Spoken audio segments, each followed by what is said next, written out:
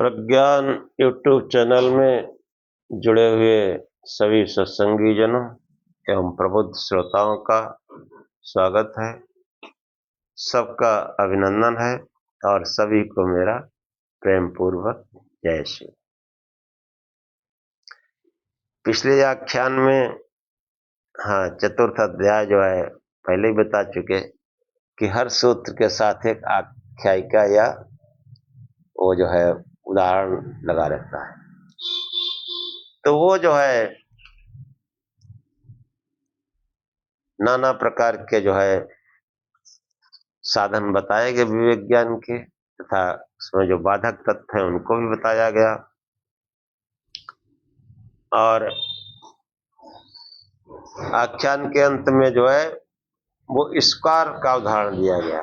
ये बाण का निर्माता या संधाता है, वो जो है उसके समान जब एकाग्रता होती है तो फिर वो लक्ष्य की प्राप्ति समाधि लाभ हो जाता है। किसी बाण का निर्माता बहुत कायदे से उस पर फोकस करके उसको सीधा और अच्छा बनाता है, और जो बाण का संधान करता है वो भी जो है इधर उधर बिल्कुल नहीं, उसका चित्त भटकता है। अगर चित्त में इधर उधर की वृत्तियां आ जाएं तो फिर लक्ष्य की प्राप्ति नहीं होती है। ऐसा जो है इस प्रकार से समझाया गया कि स्कार वन नैक चित्त से समाधिहानि, कि बाण के निर्माता अथवा संधाता के समान एकाग्र चित्त पुरुष की समाधि हानि नहीं होती है, और जिसकी एकाग्रता भंग होती है उसके समाधान हो जाती है। इसी तरह का जो है मंत्र जो है वो मुंडक में भी आया कि प्रणवाधनो सर्व आत्मा ब्रह्म तन लक्ष्य मुच्यते अप्रमत्तेन वैधव्यम सर्वतन्मयो है, कि जो है प्रणव यानी ओंकार को धनुष और आत्मा को सर अर्थात ईशु ईश्वर बताया गया, और ब्रह्म लक्ष्य है। देखो कितना बढ़िया कि ओंकार धनुष है, यानी ये शरीर यही ओंकार है, और आत्मा सर है, और ब्रह्म लक्ष्य है। ब्रह्म लक्ष्य है। और वो कैसे? एकाग्र चित्त होकर, अप्रमत्त होकर। जब प्रमादी मनुष्य होता है उसका चित्त इधर उधर भटकता रहता है। एकाग्र होकर उस आत्मा रूपी सर का संधान कर ब्रह्म रूपी लक्ष्य का वेदन करना है। तो इस प्रकार जो है समझाया गया, और इसके आगे का आख्यान आज प्रारंभ करते हैं। ओम असतो मा सद्गमय तमसो मा ज्योतिर्गमय मृत्योर्मामृतम गमय। हे परम गुरु परमात्मा, मुझे असत्य से सत्य की ओर ले चलो, अंधकार से प्रकाश की ओर ले चलो, तथा मृत्यु से अमरता की ओर ले चलो।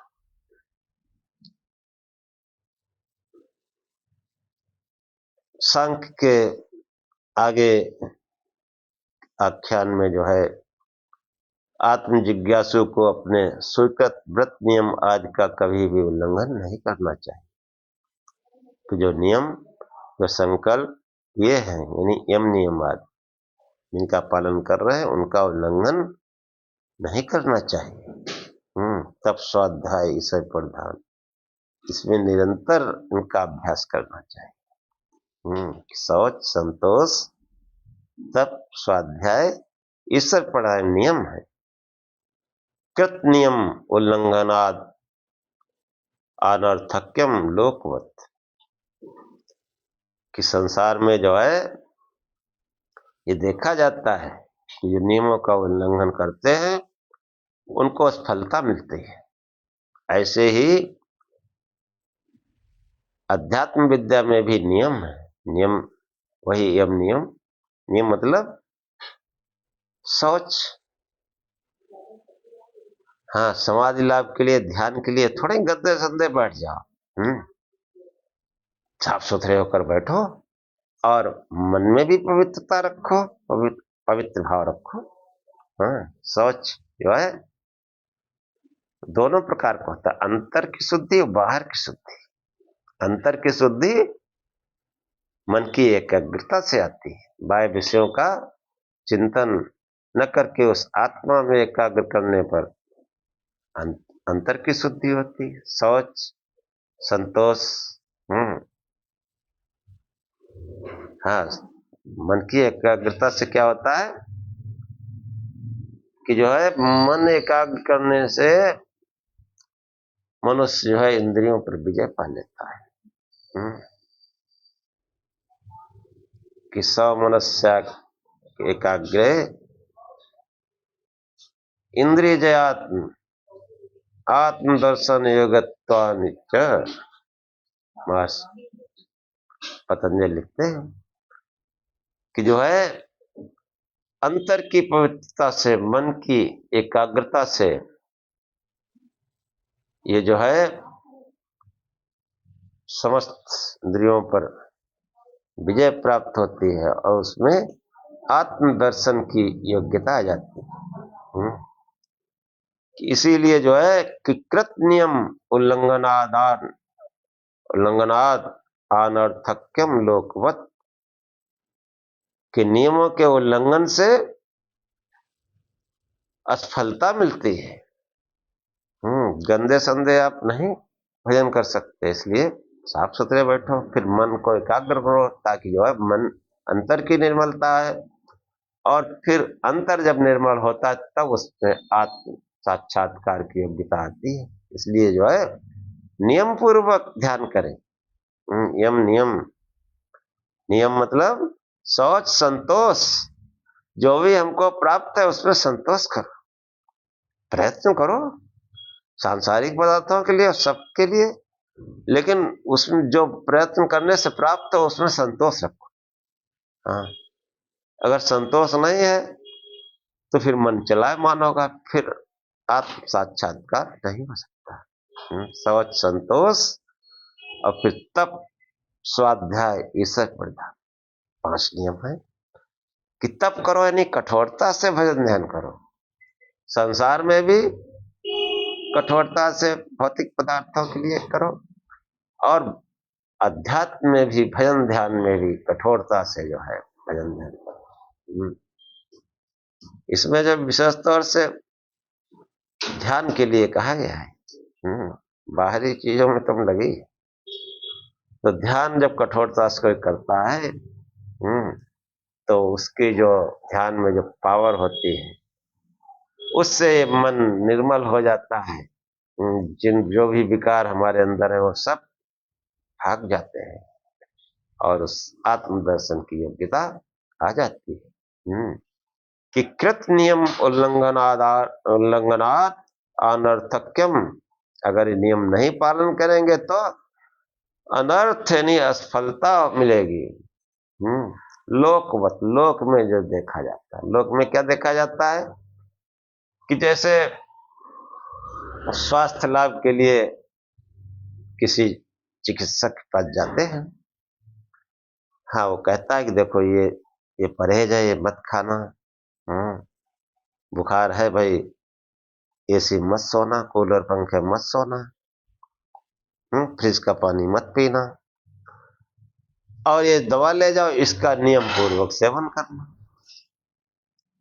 और जाओ तुम 1 हफ्ते खाना, ठीक हो जाओगे। अब हमने किसी दिन खा ली दवा, किसी दिन नहीं खाई, उसने 3 बार बताया, हमने 1 ही बार खाई, या हमने सोचा चलो जल्दी ठीक हो जाए तो हफ्ते भर की दवा 2 ही दिन में खा ली। और मतलब जो है ठंडा पानी भी पी रहे हैं, एसी में भी लेट रहे हैं, मतलब एक जो नियम है ना उसका उल्लंघन कर रहे हैं। लोक में ऐसा देखा जाता है। ऐसे ही जो समाज में जो सरकारी नियम बने, राजकीय नियम, शासन के जो नियम हैं, उनका जो है कोई भी उल्लंघन नहीं कर सकता, चाहे जो है सरकारी आदमी हो चाहे प्राइवेट आदमी हो। नियम का उल्लंघन करोगे तो फिर पुलिस ले जाएगी, और कर्मचारी हो नियम का उल्लंघन करोगे तो फिर नौकरी सुरक्षित नहीं रहेगी। इसलिए आए थे, वो सब काम विफल हो जाएगा। तो जो नियम बने हैं, कृत नियम उल्लंघनात् अनर्थक्यम लोकवत्, और तत्व ज्ञान संबंधी नियमों के विस्मृत हो जाने पर भी लक्ष्य प्राप्ति में सब प्रयत्न निष्फल हो जाते हैं।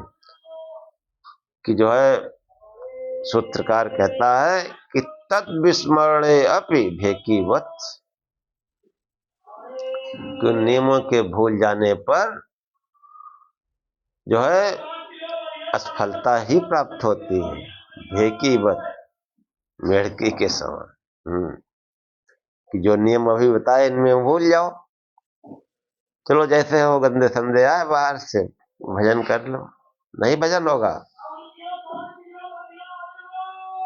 चलो आज जो है रहने दो, सो, या जो सात्विकता में रहना है, अब उल्टा सीधा दावत खा के आ रहे हो, तो फिर कैसे भजन होगा, कैसे योग सिद्ध होगा, नहीं होगा। तो वो जो है उनका विस्मरण कर देना भी वो असफलता हाथ लगती, भेकी के समान। भेकी मेढकी कहते हैं, कथानक है, इसका सत्यता से कोई लेना देना नहीं, बात समझने के लिए। कि एक राजा कोई जंगल में गया, उसने एक सुंदर कन्या देखी, लड़की, स्त्री, और उससे जो है विवाह का प्रस्ताव किया। तो राजा था, उसका जो है थोड़ा मन हो या न हो, आदमी मतलब जो है मना तो कर नहीं सकता। तो उसने जो कहा ठीक है, हमको जो है हम शादी कर लेंगे, लेकिन एक मेरी शर्त है। उनका क्या शर्त है? कि मुझको कभी पानी मत दिखाना, वरना मैं चली जाऊंगी। उसने कहा ठीक है, नहीं दिखाएंगे। रहे अपने आराम से, रहे आराम से, और समय बीतता गया। अब वो तो मेढकी से बनी थी, वो सुंदरी। हाँ, मतलब ये व्यवहारिक नहीं है कहानी, लेकिन समझने के लिए। तो वो जो है कालांतर में जो है कहीं घूम घाम के आए, थके हारे, तो वो रहती तो थी, लेकिन वो चाहती नहीं थी वहां रहना, वो बंधन उसको महसूस होता था। तो उस भेकी ने समझा, जो सुंदरी के रूप में थी, अब शायद ये इसको उतना याद नहीं होगा।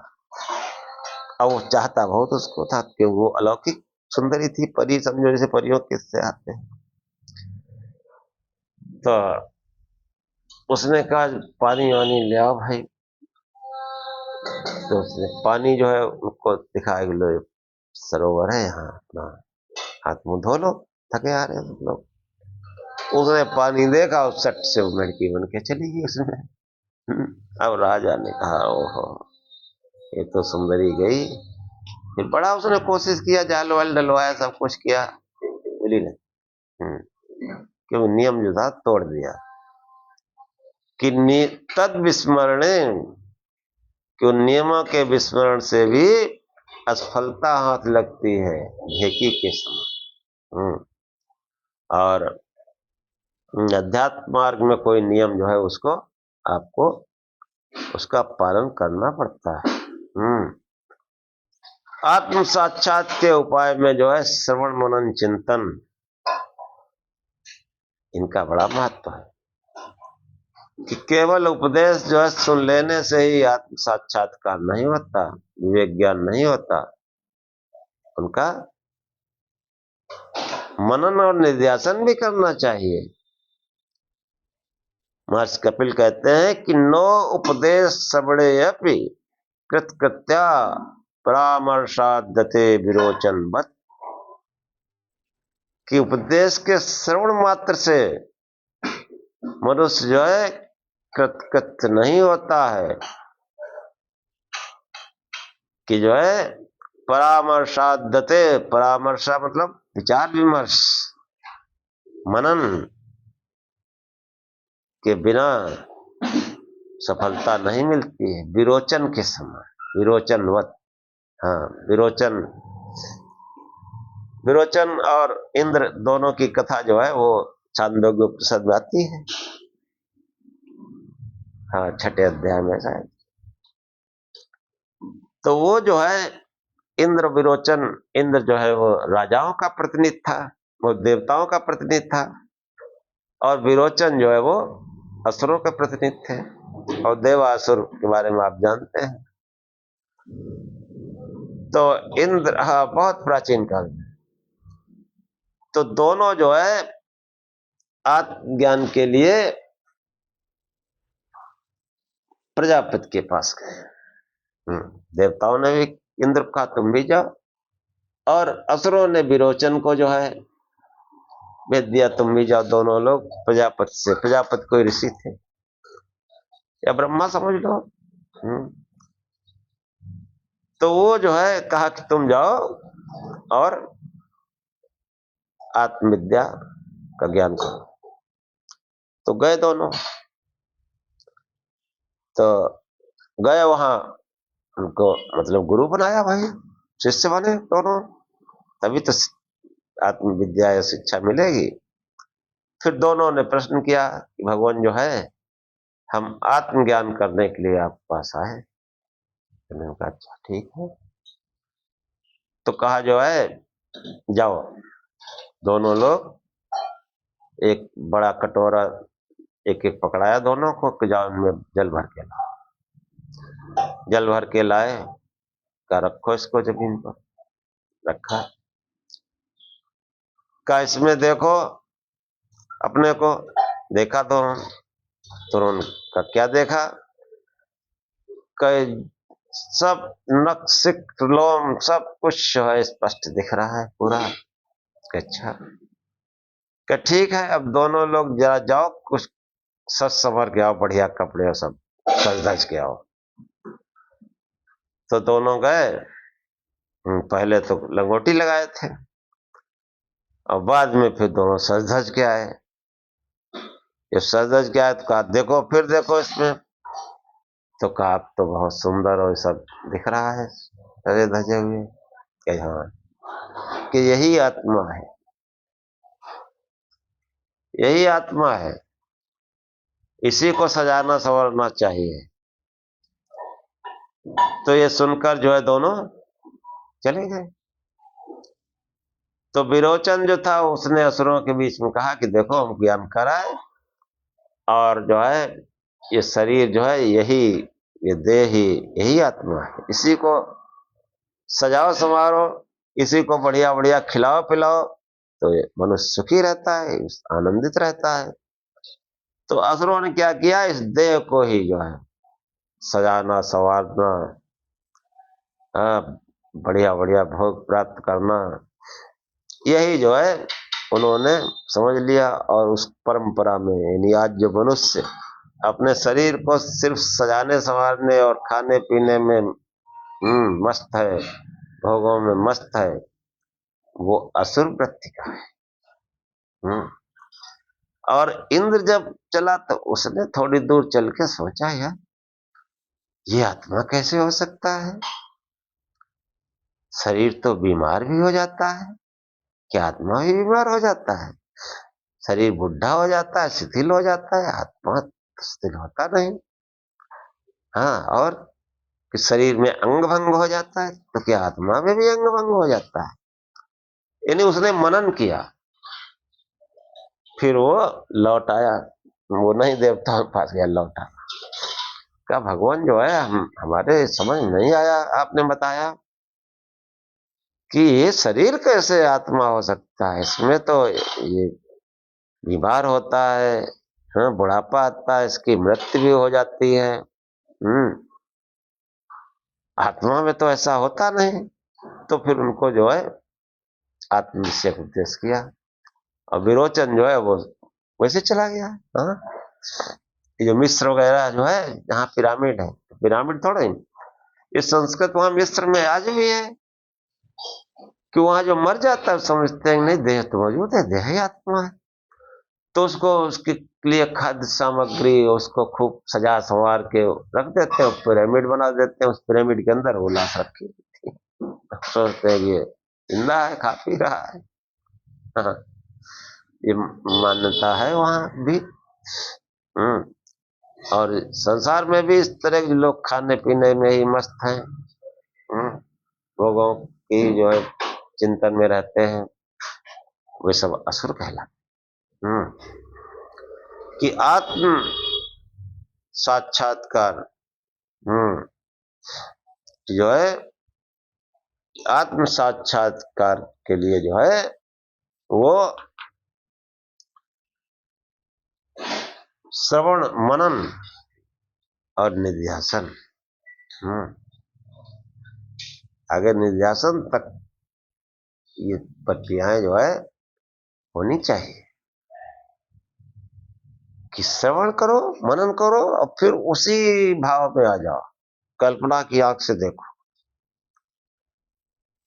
और उसी भाव में रहते रहते फिर ध्यान लग जाएगा, समाधि की अवस्था आ जाएगी, तब आत्म साक्षात्कार पक्का होगा। श्रवण मनन निध्यासन का जो है बहुत ही सभी उच्च शास्त्रों में और विद्वानों में उसका जो है वर्णन किया, उसका महत्व को बतलाया। कि आचार्य शंकर जो है उन्होंने अपने विवेक चूड़ामणि में जो समाधि निरूपण किया है उसमें भी क्या आया, श्रवण मनन निध्यासन। क्या है कि श्रुते सत्गुणं विद्या मननं मननादपि निदिध्यासन लक्ष्य गुणम अनंतम निर्विकल्पकम। विद्या नहीं, विद्या का कौन सी विद्या?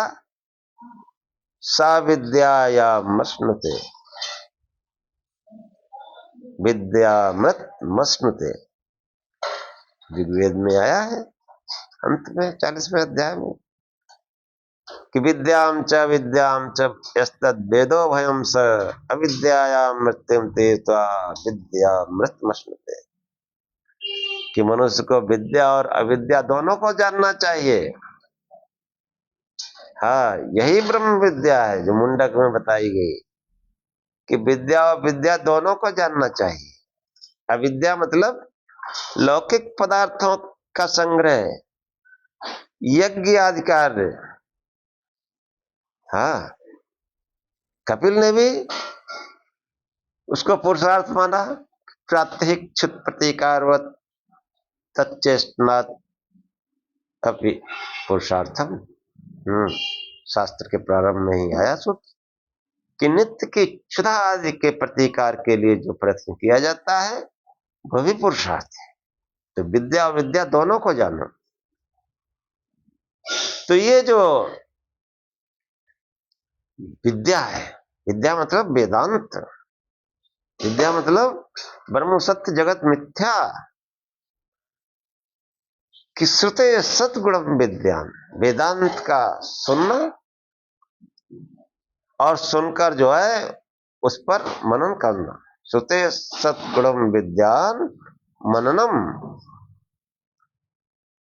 कि सुनने से श्रवण से 100 गुना श्रेष्ठ मनन है। हाँ, श्रवण कर लिया और श्रवण भी उतना ही माना जाएगा जैसे कोई पुस्तक पढ़ ली। अब पुस्तक बंद करके जो सोचो, तो जो सोचने में तुमने सीख लिया वही श्रवण हुआ, या किसी ने उपदेश किया और फिर जब उपदेश बंद हो गया अब तुम सोचो क्या सुना हमने, जितना आपके अंदर रह गया वही है श्रवण। और उस श्रवण से, हाँ, कि जैसे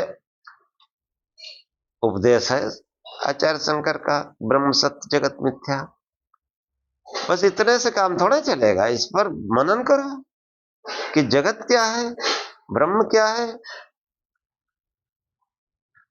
तब जो है जाके फिर इसी से आत्मज्ञान हो जाएगा, इतने से ही। कि जगत जो भी गतिमान है, जो भी परिवर्तनशील है, जो भी जन्म मृत्यु में है, जो भी देहधारी है, जिसका जवानी बचपना बुढ़ापा है, वो ब्रह्म नहीं है, वो जगत है। जगत गतिशील है, परिवर्तनशील है, और ब्रह्म जो है वो सत्य है। उसमें कोई परिवर्तन नहीं होता, न उसमें कोई जवानी बचपन बुढ़ापा आता है, न जन्म मृत्यु होती है, न उसका कोई कुल गोत्र खानदान है, न माता पिता है। हाँ, इस प्रकार जब गहराई से चिंतन करते चले जाएंगे तो फिर जो जगत है उससे आप विरत हो जाएंगे अपने आप। तो वही कहा कि श्रुते सत्गुणम विद्यान, कि वेदांत का, विद्या का सुनना और सुनने से 100 गुना मनन है, 100 गुना श्रेष्ठ मनन है, और मनन से भी लाख गुना श्रेष्ठ निधिध्यासन है। मनन करते करते उसी भाव में, उसी कल्पना में, उसी विचार में खो जाओ। अनंतम निर्विकल्पकम, कि जो है उस विद्या के अलावा, उस ब्रह्म के अलावा कोई दूसरा विकल्प न दिखाई पड़े, कोई दूसरी सत्ता का आभास न हो, उसको जो है निर्विकल्प कहते हैं। और उसी से जो है हमको ज्ञान होता है। कि जो है प्रजापति ने जो है इन उपदेश तो दोनों को किया, मगर विरोचन जो था वो सुन के चला गया, और इंद्र ने उस पर मनन किया। मनन करने से उसने जो है सोचा कि देह कैसे अजन्म हो सकता है, सत्य कैसे हो सकता है, आत्मा तो सत्य है। तो वो जो है फिर लौट आया। जब लौट आया तो उसने जो है फिर आगे का क्या उनकी वार्ता हुई, महर्षि कपिल कहते हैं कि दृष्टस्तयोर इंद्रस्य, उन दोनों में यानी इंद्र और विरोचन में इंद्र का आत्मज्ञान होना देखा गया है। कि विरोचन और इंद्र में इंद्र को कृतकृत्य भाव अथवा आत्म साक्षात्कार या आत्मबोध देखा गया। इंद्र अपनी आशंका लेकर जब प्रजापति के पास वापस आया तो प्रजापति ने उसको उचित अधिकारी समझकर वास्तविक अध्यात्म का उपदेश दिया। इंद्र को प्रजापति के पास आने की प्रेरणा और आत्म विषयक आशंकाओं का उद्भावन मनन आदि के द्वारा हुआ। मनन करोगे तो प्रश्न उठेंगे, तो फिर प्रश्न मतलब होगा, फिर उसका उत्तर होगा, और फिर सही जो है जगह पहुंच जाएंगे। फलता आध्यात्मिक विषय उपदेश श्रवण के अनंतर आत्म जिज्ञासु को तद विषयक मनन और निधिध्यासन आदि के लिए पूर्ण अवसर देना चाहिए। पूर्ण अवसर, इससे अर्थ की सत्ता और जड़ता सन्मुख होती है। श्रवण मनन का अनुष्ठान करने पर आत्मज्ञान तत्काल हो जाता है, ऐसा नहीं है कि हाँ मनन किया आत्मज्ञान होगा, नहीं। प्रत्युत इसके लिए पर्याप्त समय लगाना पड़ता है। कि हो गया अभी जो है जब ठीक ठीक हो जाएगा तो फिर वैराग्य आ जाएगा, त्याग भावना आ जाएगी, और ये जो है वो इसके लिए समय लगता है। तो महर्षि कपिल कहते हैं कि पढ़त ब्रह्मचर्योपसर्पणानि कृत्वा, पढ़त ब्रह्मचर्य उपसर्पणानि कृत्वा सिद्धि बहुकालात् तद्वत्, कि जो है सिद्धि में बहुत काल लगता है। कि प्रणाम यानी भगवान का भजन करना, उसको नमन करना, उपासना करना, ब्रह्मचर्य और गुरु के समीप निवास करके बहुत समय में सफलता होती है। कि प्रणत ब्रह्मचर्योपसर्पणानि, और ऐसा करने पर ब्रह्मचर्य पूर्वक गुरु के समीप निवास कृत्वा करके बहुकालात बहुत समय से सिद्धि होती है। तद्वत जैसे इंद्र को, इंद्र बहुत समय तक रहा प्रजापति के पास। प्रणत नहीं प्रणाम गुरु सेवा, व्रत ब्रह्मता, गुरु सेवा आदि ब्रह्मचर्य इंद्रिय संयम पूर्वक अध्यात्म शास्त्रों का अध्ययन आदि उपसरण उपसपर्ण कि उपसर्पण गुरु के समीप, उपसर्पण मतलब गुरु के समीप अवस्थित रहना, आचार्य के समीप इत्यादि सब आवश्यक कार्यों को संपादन करके सिद्धि आत्मज्ञान की बहुत काल के अनंतर होती है, समय लगता है उसमें। तद्वत कि जैसा जो है पूर्व सूत्र में कहा गया कि विरोचन ने बहुत समय तक प्रजापति के पास वास किया, उसके उपदेशों को सुना, बहुत प्रश्नोत्तर किए, तब उसको जो है आत्मज्ञान की सिद्धि हुई। कि जो पिछले जो दोनों सूत्र हैं उसमें आत्मज्ञानियों के साथ निवास का निषेध किया गया है, ऐसा प्रश्न किया किसी ने। आत्मज्ञानी गुरु के साथ अथवा अन्य सतीर्थों के साथ नहीं, जब तक ज्ञान संपादन के लिए गुरु की अपेक्षा है तब तक उसके चरणों में निवास करना आवश्यक है। उसके अनंतर अभ्यासी एकांतवास कर सकता है। अभ्यास के निरंतर और दृढ़ता आदि के लिए एकांत निवास तथा अधिकाधिक काल सदा अपेक्षित रहते हैं। कि उपदेश के बाद में जो है, जो कहते हैं गुरु समीप, और पीछे कहा एकांतवास, तो गुरु के समीप जब विद्या ग्रहण कर ली, अब एकांत में रहो भाई, एकांत में जो है वो ठीक से रहो, यम नियम का पालन करके रहो, तब सिद्धि होगी। फिर जो है आत्मज्ञान के लिए काल कोई नियम नहीं है, समय कोई सीमा नहीं है। काल कोई नियम नहीं है। ये हम उस समय कहते हैं जब एक जन्म के काल की गणना करते हैं। वैसे जन्म जन्मांतरों का प्रयत्न आत्मज्ञान की सिद्धि में सहायक रहता है। कि जो है ये जन्म जन्मांतरों का जो है प्रयास रहता है, तब सिद्धि होती है। शंकराचार्य विवेक चूड़ामणि में पहले लिखा है कि जो है स्वानुभव ब्रह्मात्मना संस्थिति मुक्तिर्नो सत्कटकोट जन्म पूर्ण कृता बना लभ्यते। कि आत्मानुभव और हमेशा उस आत्मभाव में रहना, उसी में स्थित रहना और मुक्ति, ये तो करोड़ों जन्म के परिपाक के बिना, पुण्यों के बिना नहीं हो सकता है। करोड़ों जन्म से कोई पूर्ण करता आया है, भजन ध्यान करता आया है, श्रवण मनन निधिध्यासन करता आया है, तब जो है वो उसको आत्म अनुभव और उसमें सदा स्थित रहना और मुक्ति, ये पूर्व जन्म के परिपाक के बिना नहीं होती। इसलिए काल कोई सीमा नहीं है। और वामदेव का उदाहरण आया। इसमें जितने भी आख्या है सब में कोई न कोई, वो सभी सूत्रों में कोई कोई आख्या लगी है कि वामदेव के समान।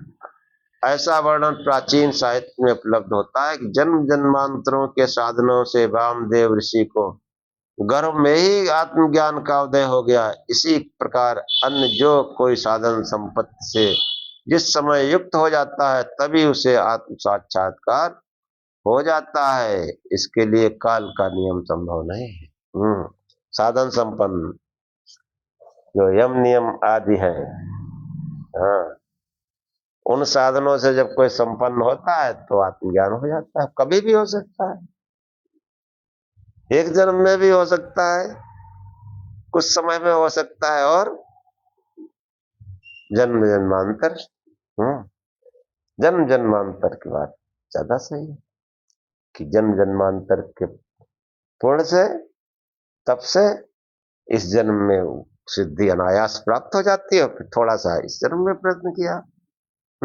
इतने मुक्त पुरुष है, महापुरुष हैं जिनके नाम सुनते हैं, ये पिछले कई जन्मों से कि गौतम बुद्ध को जब अपने पूर्व जन्मों का ज्ञान हुआ तो 28 जन्म से वो लगातार साधना कर रहे थे, और 29वें जन्म में जो है जब वो गौतम बुद्ध बने तब उनको आत्मज्ञान हुआ। अब उनके अनुयायियों ने तमाम उल्टे सीधे पूर्व जन्मों का जो है वर्णन किया। भाई क्या बताए, 28-29 जन्म जो थे वो सब में वो मनुष्य थे। अब उनके अनुयायियों ने फिर महायान बनाया, क्या भाई कर दिया। हम लोग जो मंकी क्रोकोडाइल कथा पढ़ते हैं वो वही जातक कथाओं में है, जो बंदर बने, एक कथा उसमें गधा बने। अरे महापुरुष वो करोड़ों जन्म की तपस्या से बनता है, और उनको अपने 28-29 जन्म की याद आ गई अपरिग्रह से। हाँ, अपरिग्रह से जन्म कथनता संबोधा, पतंजलि लिखते हैं अपरिग्रह स्थिर जन्म कथनता संबोधा। अपरिग्रह के सिद्ध होने से, महाव्रत होने से पूर्व जन्म की कथाओं की स्मृति हो जाती है, ज्ञान हो जाता है, और उनको ज्ञान हुआ 29 जन्मों का। 29 जन्म से वो मनुष्य रहे, तपस्या करते आए। अब उनके अनुयायियों ने तमाम जोड़ दिया, बंदर हुए,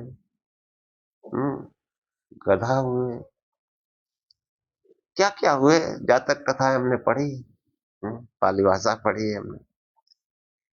हाँ, तो ये सब जो है मुख्य चीज है कि वो काल, इसका कोई नियम नहीं, जल्दी भी हो सकता है, टाइम भी लग सकता है, आप प्रयत्न के ऊपर है, लेकिन धैर्य पूर्वक प्रयत्न करते रहो। ये मत सोचो कि अभी आज ध्यान किया आज ही हमको हो जाएगा ना, लगे रहो महीनों, महीनों लगे रहो, वर्षों लगे रहो, पूरे जीवन लगे रहो, और प्रयत्न पर जो है ये भी कोई जरूरी नहीं हो। बहुत से ऐसे भी महापुरुष है जिनको 6 महीने में क्या हो गया, साल भर में हो गया, लेकिन इतना टाइम तो लगता ही है। इससे पहले नहीं, इससे पहले साधना करते आए, इसलिए वो जब हो गया तब लोग समझते हैं। गौतम बुद्ध ने कितना कठोर तप किया, सभी महापुरुषों, शंकराचार्य ने भी किया, विवेकानंद ने भी किया, सबने, जिसका नाम लो, गुरु नानक, कबीर। तो जो है आत्मज्ञान के लिए ध्यान का अनुष्ठान बताया जाता है, बिना ध्यान के कुछ नहीं होगा। परंतु बिना आत्मज्ञान के उसका ध्यान कैसे किया जाए। यदि आत्मज्ञान है तो ध्यान की आवश्यकता नहीं। ऐसा प्रश्न किसी ने किया तो महर्षि कपिल कहते हैं, अध्यरता उपासनात् पारंपरेण यज्ञोपासका नामिव, कि जो है उपदिष्ट रूप से उपासना से धीरे धीरे क्रमशः यज्ञ के उपासकों की तरह कि धीरे धीरे ज्ञान होता है। कि सूत्र में अध्यस्त, जो है अध्यस्त रूपोपासनात् पारंपरेण यज्ञोपासका नामिव, कि आत्मा का ज्ञान हमको अनेक प्रमाणों से के द्वारा होता है। शास्त्र अथवा गुरु के उपदेश द्वारा जो आत्मा का ज्ञान होता है वह शब्द प्रमाण के द्वारा होने के कारण शब्द ज्ञान कहलाता है। अनुमान प्रमाण से भी हम आत्मा का ज्ञान करते हैं, वह आत्मा का अनुमानिक ज्ञान कहा जाता है। अनंतर ध्यान और समाधि के द्वारा हम आत्मा का साक्षात्कार अर्थात प्रत्यक्ष ज्ञान करते हैं। सामने सामने प्रत्यक्ष जो है वो सबसे उत्कृष्ट माना जाता है। जब ये कहा जाता है कि आत्मज्ञान के लिए ध्यान का अनुष्ठान करना चाहिए, उस समय आत्मज्ञान का अर्थ आत्म साक्षात्कार होता है, अर्थात आत्मा के प्रत्यक्ष ज्ञान के लिए ध्यान का अनुष्ठान करना आवश्यक है। परंतु यहाँ शंका होती है कि आत्मा के ज्ञान के बिना उसका ध्यान किया ही कैसे जा सकता है। सूत्रकार ने इसका समाधान किया कि ध्यान के लिए आत्मा के प्रत्यक्ष ज्ञान की आवश्यकता नहीं है, उसके लिए आत्मा का शब्द ज्ञान अपेक्षित। किसी गुरु ने उपदेश किया, अब वो जो है प्रत्यक्ष ज्ञान ध्यान से होगा। इसलिए अध्यस्त रूप से उपासना के लिए से अर्थात आत्मा के उपादिष्ट रूप के उपासन से, यानी जो उपदेश से जैसा आत्मा बताया गया उस से जो है उपासना से यानी ध्यान करने से क्रमशः आत्मा का साक्षात्कार हो जाता है। हाँ, अध्यस्तता रूपोपासना जैसा उपदेश किया गया या जैसे हमने अध्ययन से पाया, उससे जो है उस ध्यान करने से, हाँ, सबसे प्रथम जो है किसी भी जिज्ञासु को आत्मा का शब्द ज्ञान होता है, तो चाहे गुरु के उपदेश से अथवा शास्त्र के द्वारा। और कैसे? मनन चिंतन तर्क बहस से, जैसे इंद्र ने किया। खाली सुन के नहीं चला गया, उसने प्रश्न तर्क किया, विचार किया। ऐसे ही जिज्ञासु जो है वो किसी आत्मज्ञान, चाहे गुरु हो चाहे ऐसे ही या शास्त्र के द्वारा, उसके अनंतर आत्मा के अनुमानिक ज्ञान का अवसर आता है। जब शास्त्राध्येता को शास्त्र का पूर्ण ज्ञान हो जाता है तो अनेक युक्तियों व तर्कपूर्ण हेतुओं के आधार पर आत्मा का ज्ञान, आत्मा को जान लेने में समर्थ होता है। तर्कपूर्ण तमाम युक्तियां अथवा आत्मा के शब्द ज्ञान के अनंतर जब कोई साधक आत्म साक्षात के लिए प्रयत्नशील होता है, तब उस साधना काल में उसके सन्मुख ऐसी भूमिका आती है इसके आधार पर वो आत्मा के वास्तविक स्वरूप का अनुमान कर लेता है, क्योंकि ध्यान के लिए आत्मा का केवल शब्द ज्ञान अपेक्षित है। हाँ, और वो गुरु अथवा शास्त्र द्वारा हो जाता है। इसलिए आत्म साक्षात्कार के लिए ध्यान का अनुष्ठान बताने में कोई आपत्ति नहीं है। ध्यान जो है वो जरूरी है। हाँ, पारंपर्य जो कहा गया, पारंपर्य पद से आत्मज्ञान की जिस परंपरा अथवा क्रम का संकेत किया गया है वो यही है कि पहले आत्मा का शब्द ज्ञान होता है, उसके अनंतर अनुमानिक ज्ञान और अंत में साक्षात्कार। कि पहले सुनो और फिर अनुमान करो, यानी मनन चिंतन करो, और फिर उसका साक्षात्कार करने के लिए ध्यान। आत्मा के जिस स्वरूप की उपासना की जाती है वो आत्मा का अध्यस्त अर्थात उपदिष्ट रूप होता है। उपदेश चाहे गुरु द्वारा हो या शास्त्र द्वारा। और इसमें भी जो दृष्टांत दिया गया कि यज्ञोपासका नामिव, कि ये दृष्टांत आत्मज्ञान की परंपरा अर्थात उसके क्रम को स्पष्ट करने के लिए दिया गया है। यज्ञ में उपासकों की आत्मज्ञान के लिए एक परंपरा देखी जाती है। इस शास्त्र में अपेक्षित परंपरा का ऊपर निर्देश कर दिया गया है। हाँ, पहले ही साधक को यज्ञोपासना द्वारा अभ्युदय की प्राप्ति के लिए यत्नशील होते हैं, वे आत्मज्ञान के इस क्रम में पहुंचते हैं। सर्वप्रथम यज्ञानुष्ठान में सत्व अर्थात अंतःकरण की शुद्धि होती है। अंतःकरण की शुद्धि ध्यान से ही होगी, और जो बाहरी कर्म कांड है उनसे भी होती है। यज्ञानुष्ठानों के फलस्वरूप ऐश्वर्य के भोगने में अनेक प्रकार के कष्टों का सामना करना पड़ता है। फलस्वरूप ऐश्वर्य शुद्ध अंतःकरण होने से अनुभूतियां साधक में भोगों के प्रति वैराग्य को उत्पन्न करती।